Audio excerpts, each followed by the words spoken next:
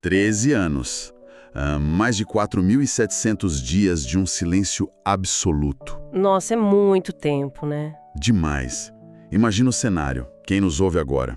Abandonar toda uma civilização, deixar a segurança de Ur dos Caldeus, baseando-se, apenas numa promessa invisível. E cometendo vários erros no caminho, diga-se de passagem. Exatamente. E aí, de repente, o céu simplesmente emudece. Nenhuma revelação, nenhuma direção. É exatamente nesse ponto de desespero, de aparente abandono, que a nossa análise profunda começa hoje. É uma contagem de tempo que, destrói completamente qualquer ilusão de controle humano que a gente tenha. Com certeza. Nós vivemos hoje numa cultura de imediatismo, né? Onde o atraso de uma mensagem no celular já causa uma ansiedade terrível. Mas na narrativa desses patriarcas bíblicos, o relógio opera numa frequência totalmente diferente. Desafia a nossa necessidade de resoluções rápidas. Exato. E o silêncio divino nesse contexto todo raramente é uma punição. Na grande maioria das vezes é, na verdade, a preparação de um palco. É muito curioso pensar nessa nossa confiança moderna em promessas e garantias. Sabe, hoje mais cedo, por exemplo, na nossa pesquisa para essa discussão, a gente tentava acessar alguns documentos numa plataforma teológica super avançada. E o que aconteceu? A tela simplesmente nos devolveu um frio erro 404, página não encontrada, além de um bloqueio de segurança automatizado para robôs. Fiquei frustrado, sendo bem honesto. A vossa tecnologia falha o tempo inteiro, impressionante. Sim, nossos servidores caem toda hora. Mas o texto que a gente vai destrinchar hoje, o capítulo 17 de Gênesis, traz promessas que sobreviveram a milênios. Sem um único erro de servidor. Perfeito, sem um erro de servidor. O alicerce dessa aliança divina não sofre quedas de sistema. A infraestrutura humana desmorona com muita facilidade. Enquanto isso, a arquitetura dessa promessa continua lá intacta. E o nosso foco principal ao analisar esses primeiros 9 versículos de Gênesis 17 é justamente entender a mecânica dessa promessa. Especialmente para quem ensina isso, né? Com certeza. Para o pessoal que acompanha a nossa análise e se dedica a extrair vida dessas escrituras, para alunos, seja na escola bíblica ou em casa, há chaves aqui que mudam completamente a forma de enxergar a fé e o desenvolvimento do caráter cristão. Não é só uma história antiga. Longe disso. É o exato momento em que a identidade de um homem e de uma mulher é reescrita do zero absoluto. Certo. Vamos desempacotar isso então. Vamos olhar para a causa desse silêncio de 13 anos primeiro. O hiato ocorre entre o final do capítulo 16, logo após o nascimento de Ismael, e o começo do 17. Quando Abrão já tem seus 99 anos de idade. Isso, 99. A biologia dele não está apenas falhando, as portas biológicas já foram trancadas, concretadas e a chave foi jogada fora. O relógio natural parou totalmente. E tudo isso acontece porque no capítulo anterior rolou aquela tentativa deliberada de, dar uma ajudinha para os planos de Deus, usando a serva, a Agar. O famoso atalho humano. A lógica daquela época no Antigo Oriente dizia que, se a esposa principal não podia gerar herdeiros, uma barriga de aluguel resolveria o problema legal e cultural deles. Foi uma solução extremamente pragmática. Foi. Mas o que a gente vê é que o pragmatismo é muitas vezes o maior inimigo do caráter moldado pela fé. Esses 13 anos de quietude servem justamente para deixar claro que a limitação natural chegou no limite absoluto. Não tem mais carta na manga para Abrão, né? Nenhuma. E é nesse vácuo total de possibilidades humanas que o silêncio é quebrado. E ele é quebrado com um título que redefine a compreensão de quem Deus é. O título de El Shaddai. Olha, nós costumamos traduzir isso bem rápido como Deus Todo-Poderoso e a gente segue a leitura, sem pensar muito. Mas o documento teológico que a gente usou para essa análise mergulha fundo nessa etimologia. O que é fascinante aqui é que os debates acadêmicos sobre a raiz dessa palavra, eles revelam o porquê de Deus escolheu exatamente esse nome para aquele momento. Conta mais sobre isso. Então, Uma das vertentes linguísticas liga o termo ao acadiano Shadu, que significa montanha. Montanha, uau! Pense no impacto psicológico disso. Para um homem que é nômade, que mora em tendas de pele de cabra, super vulnerável aos ventos fortes do deserto, Deus chega e se apresenta como a rocha inabalável. Faz todo sentido no contexto dele. E tem outra raiz provável, que é a combinação do hebraico she mais dai, formando a frase aquele que é suficiente. Cara, ouvi, eu sou a tua suficiência plena.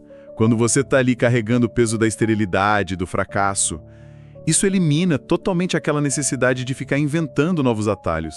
Exatamente, a suficiência resolve o desespero. Mas espera, tem uma terceira raiz etimológica aqui na nossa pesquisa que mudou totalmente a imagem que eu tinha desse texto. A raiz shad, que significa peito ou nutriz. Sim, essa é belíssima. Isso transforma um título que a gente acha que é puramente militar, de força bruta, numa coisa profundamente acolhedora, sabe? Ele não está só dizendo, eu sou mais forte que os seus inimigos. Ele está dizendo, eu sou a fonte inesgotável que alimenta e que gera a vida. E para um casal que está lidando com a impossibilidade de ter filhos há décadas, a figura de um Deus que nutre a vida é infinitamente mais reconfortante do que um general distante, né? Com certeza. Essa leitura enriquece imensamente o texto, eu sou apaixonada por ela. A suficiência dele nutre aquilo que está estéril. E para completar todo esse espectro, ainda temos a raiz shadada. Que seria o quê? Descreve o soberano avassalador, sabe? Aquele que tem o poder de subjugar, de dobrar e de suspender as próprias leis da natureza e da biologia para cumprir o que ele determinou. Então, juntando tudo, temos a montanha inabalável, a suficiência que nutre e o poder que reescreve as leis naturais. Tudo num nome só. Tudo em El Shaddai. Sensacional. Mas, logo depois de se apresentar com toda essa grandiosidade, Deus impõe uma condição que, sendo muito honesto, me causa um certo desconforto. Qual parte? Ele diz para Abrão, anda na minha presença e sê perfeito. O termo hebraico tamim. E, poxa, exigir que um ser humano cheio de falhas, que acabou de tentar resolver as coisas do próprio jeito desastrado lá com a Agar, seja perfeito? Soa muito pesado, né? Não soa como um fardo impossível. Tipo, como a gente pode falar de desenvolvimento de caráter para os alunos de hoje se a linha de chegada já parece inatingível na largada? Essa tensão é super real e incomoda muitos estudiosos até hoje, viu? É que se a gente lê a palavra perfeito sobre a nossa ótica ocidental e moderna, a gente pensa logo numa moralidade impecável. Sim, um histórico limpo, sem nenhum erro no currículo. Exato.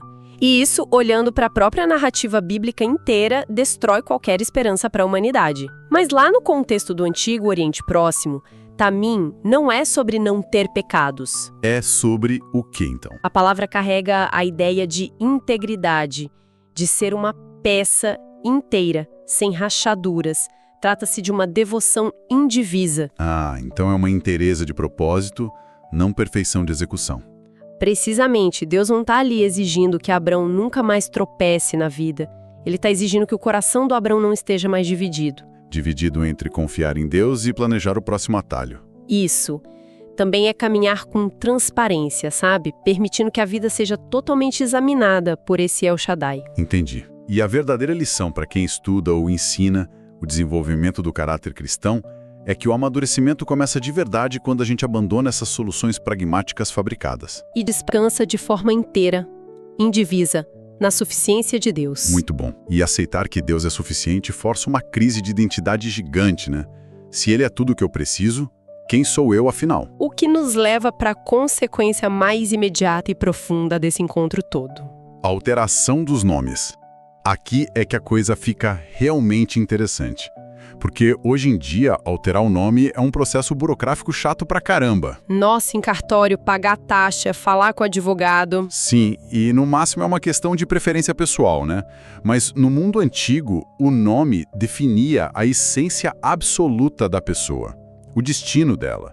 Mudar o nome era tipo reescrever o código-fonte de um software. Essa analogia do código-fonte é brilhante. É literalmente uma redefinição ontológica. Explica melhor essa transição para quem nos ouve. Bom, Abrão, que originalmente é Abraham, carrega o significado de pai exaltado, o que seria uma honraria incrível em qualquer tribo daquela época. Só que tem um problema óbvio aí. Exato. Para um líder centenário que não consegue ter um filho com a esposa legítima, esse nome vira um fardo quase cruel, né? Cada vez que gritavam o nome dele no acampamento, lembravam ele da dor da esterilidade. Era uma ironia ambulante. O pai exaltado que não é pai. E então Deus altera isso para Abraão. Abraham, pai de uma multidão. E o detalhe linguístico que as nossas fontes destacam aqui é de arrepiar. A letra extra, né? Sim, a mudança acontece com a inclusão da letra hebraica Ae, bem no meio do nome. E o Ae não é só uma consoante qualquer, é o som da respiração de um sopro. E o mais impactante é uma das letras do próprio nome inefável do Criador, do tetragrama. Deus compartilha o seu próprio fôlego, o seu espírito, infundindo isso na identidade daquele homem que falhou. Que virada. Abraão deixa de ser definido por aquela esterilidade toda e passa a ser definido pelo sopro da promessa. Na teologia, a gente chama isso de um ato proplético. Proplético, o que significa? É quando a linguagem chama a existência algo que no mundo material ainda não existe. Ele andava lá pelas areias do deserto se apresentando como pai de multidões, décadas antes de ver qualquer multidão. Ele vestiu a identidade da vocação antes de ter a prova física. Isso é muito forte para a construção do nosso caráter. E a genialidade do texto é que a esposa não fica nos bastidores dessa mudança toda. Jamais. Sarai vira Sara. E a nossa pesquisa aponta que Sarai, com aquele sufixo lá no final, restringe o significado a uma coisa possessiva, tipo minha princesa. Indicando uma nobreza que era confinada, válida só ali dentro da tenda dela, aos olhos do próprio marido. Mas quando Deus tira esse sufixo e adiciona de novo a letra do seu sopro divino, chamando ela de Sara, o título ganha uma dimensão universal. A princesa, mãe de nações. Isso destrói totalmente aquele estigma de inferioridade que a cultura antiga impunha a uma mulher estéril. Sara é elevada ao status de matriarca de dinastias. Isso revela uma valorização profunda da mulher no plano de Deus, né? Para qualquer um que estude a palavra buscando princípios práticos hoje, isso é ouro. A aliança não exclui, ela reposiciona a família inteira. E o caráter cristão exige essa mesma coragem na gente. Abandonar as identidades baseadas em trauma, em status social, naquilo que deu errado no passado. E assumir o nome que a vocação nos dá. Exatamente. E com essas novas identidades instaladas, eles estão prontos para a próxima fase, a assinatura do tratado em si. O Berit Olam, o concerto perpétuo. E aqui a gente precisa fazer uma pausa analítica. Pensa num contrato moderno. A gente imagina duas partes sentadas numa mesa de reunião, advogados de um lado e de outro. Negociando cada vírgula para ficar justo. Isso, o poder de barganha tem que ser equilibrado. Mas o documento descrito lá em Gênesis 17, ele é esmagadoramente unilateral. É Deus ditando absolutamente todos os termos, de cima para baixo. Sem espaço para Abrão opinar. Nenhum.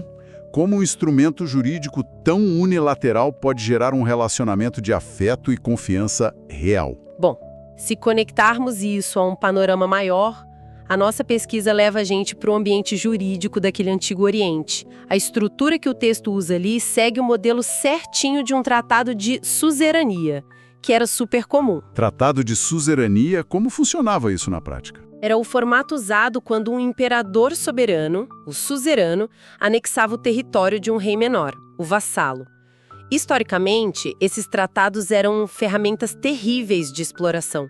O imperador exigia impostos altíssimos, tropas, lealdade cega. E em troca? Em troca, ele prometia simplesmente não destruir o vassalo. Caramba, uma extorsão legalizada. Totalmente. Mas o assombroso aqui, e que mostra o caráter de Deus, é a subversão desse modelo todo. O soberano do universo usa a estrutura de suzerania não para extrair nada, mas para doar por pura benevolência. As cláusulas não exigem tributos absurdos? Não exigem. O contrato tem 3 dimensões fundamentais que a gente precisa notar. A primeira é a dimensão espiritual, que se resume na frase "Eu serei o teu Deus e serei o Deus da tua descendência". O maior prêmio do contrato é o próprio contratante se doando. Lindo isso. A segunda dimensão é biológica e geopolítica, garantindo o surgimento de reis e, se a gente olhar bem lá na frente, a vinda do próprio Messias por essa linhagem. E a terceira, territorial, a promessa de Canaã como possessão eterna. A oferta inverte toda a lógica humana que a gente conhece. O suzerano que se entrega ao vassalo. E a reação do Abraão acaba ditando o padrão do comportamento para nós. Sim, o texto afirma que ele caiu sobre o próprio rosto. O ato de prostração total, a prosquinesis. É adoração pura. E acontece antes mesmo dele ter a compreensão matemática de como aquela promessa absurda iria se cumprir. Diante da majestade daquele El Shaddai, o instinto não é argumentar, é se render. E é com o rosto no chão, no pó, que Abraão finalmente abre mão da última tentativa de controlar tudo. Ele até chega a murmurar aquele lamento, né? Ah, tomara que viva Ismael diante do teu rosto. Ele tenta, né? Tenta forçar o plano pragmático dele para dentro das cláusulas do tratado divino. E a resposta de Deus é um não super firme, reafirmando que a aliança ia ser com Isaac, o filho que a biologia dizia que era impossível nascer. A soberania da eleição de Deus prevalecendo sobre a vontade da carne, sempre. E a lição, para quem acompanha essa nossa análise, não podia ser mais clara. A gente não herda as promessas divinas tentando empurrar os nossos Ismaéis, os nossos atalhos goela abaixo de Deus. A gente herda quando se dobra, aceitando que o método dele é muito superior. Mas se o acordo é invisível e espiritual, de proporções cósmicas, como que a humanidade, que é tão frágil e esquecida, vai lembrar disso todo dia? Um contrato desse peso precisa de uma âncora material, não acha? E é aí que a biologia entra no pacto de um jeito brutal. E inesquecível. A circuncisão. Um selo na carne, que nenhuma circunstância da vida poderia apagar. E a localização desse sinal não é um detalhe arbitrário ou cultural, não. Ao instruir que a marca fosse feita no órgão da procriação, a mensagem teológica ali era muito visceral. Qual era a mensagem por trás? Que a capacidade de gerar a vida, de criar um futuro, não pertencia mais à força natural do próprio Abraão. Estava inteiramente subordinada à autoridade do Senhor agora. O derramamento daquele sangue, o corte do tecido, simbolizavam a morte da velha natureza, né? E o fim da dependência do esforço humano. Exato. Era uma lembrança diária da aliança, que ficava emoldurada no momento mais íntimo da existência dele. E tem um ponto nas nossas fontes que me deixou chocado, que eleva a genialidade desse texto para outro patamar. Então, o que tudo isso significa quando a gente olha para a regra dos dias? O mandamento estipula que a circuncisão ocorra impreterivelmente no 8º dia de vida de um recém-nascido. E lendo rápido parece que é só um cronograma ritual sem importância. Sim, a gente sabe que teologicamente o número 8 tem todo aquele simbolismo. Se o 7 representa a conclusão de uma criação, o 8 aponta para o recomeço, para a nova criação. Mas a correlação científica que o nosso estudo apresentou? Eu estou muito animada para falar disso, porque o dado hematológico que cruza com essa teologia antiga é simplesmente extraordinário. Pode explicar para a gente? A medicina moderna descobriu que a vitamina K e a protrombina, que são elementos vitais para a coagulação do sangue humano, têm um comportamento único nos primeiros dias de vida de um bebê. Tá, e como é esse comportamento? Um recém-nascido nasce com pouquíssima vitamina K no corpo, mas ali entre o 5º e o 7º dia de vida, o trato intestinal começa a produzir isso sozinho. E o pico absoluto da protrombina ocorre, adivinha quando? Exatamente no 8º dia. Sério? No 8º dia exato. Sim, e nesse momento específico, a protrombina chega a alcançar 110% do nível normal de um ser humano. É o máximo que ela atinge para logo depois começar a se estabilizar. Caramba, o momento cronológico exato em que a coagulação do sangue está mais eficiente do que em qualquer outra fase de toda a vida daquela pessoa. É no 8º dia. É perfeito, né? Isso destrói completamente aquela ideia de que os mandamentos antigos eram só rituais arbitrários de um povo primitivo. Até porque Abraão não tinha diploma em bioquímica. Ele não tinha microscópio, não entendia nada de fatores de coagulação de sangue. Ele só obedeceu. Isso prova de um jeito lindo que o autor da aliança teológica e o arquiteto invisível da nossa biologia são exatamente a mesma mente trabalhando.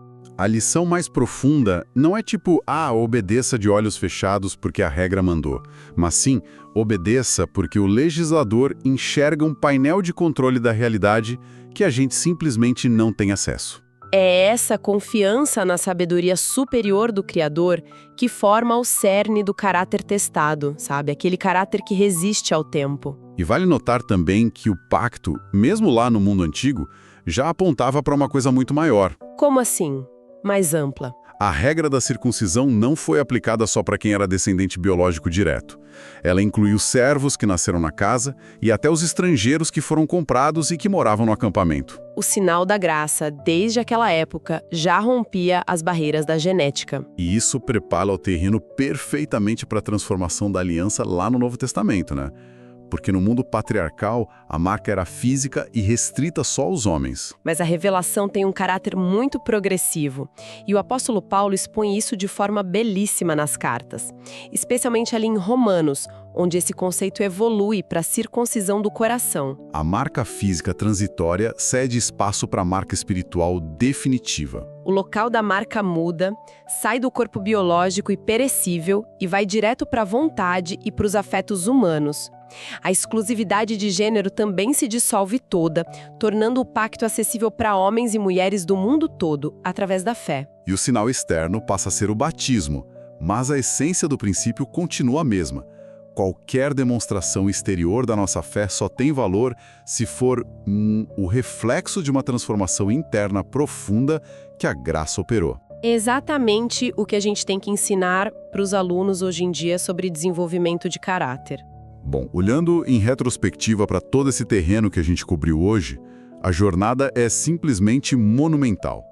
A gente começou lá com aquela tensão sufocante de 13 anos de mutismo do céu. Vimos esse silêncio ser rasgado, pela revelação do El Shaddai, o Deus que domina a biologia e que nutre a vida de verdade. Testemunhamos também a respiração do Criador infundida lá nos nomes de um casal idoso, reconfigurando a identidade deles, saindo de fracasso biológico para a paz de uma nova humanidade. Exploramos os bastidores incríveis daquele tratado de suzerania, onde o rei maior não extorque ninguém, mas se entrega completamente. E, finalmente, uma assinatura na carne, que é validada por uma precisão médica de deixar qualquer um de queixo caído. Para os nossos ouvintes que mergulham nesses textos na esperança de moldar a vida moderna, a mensagem é de um conforto muito sólido. O Deus que arquitetou isso tudo continua agindo não com base numa perfeição moral inatingível. Mas na integridade do nosso coração voltado para Ele. O Tamim. Isso. Ele continua recrutando pessoas que estão fragilizadas para demonstrar a resistência inflexível das promessas dele. E sabe, essa exploração da marca na carne me traz um pensamento final para a gente refletir. É quase desconfortável, na verdade, porque contrasta muito com o nosso estilo de vida atual. O que você pensou?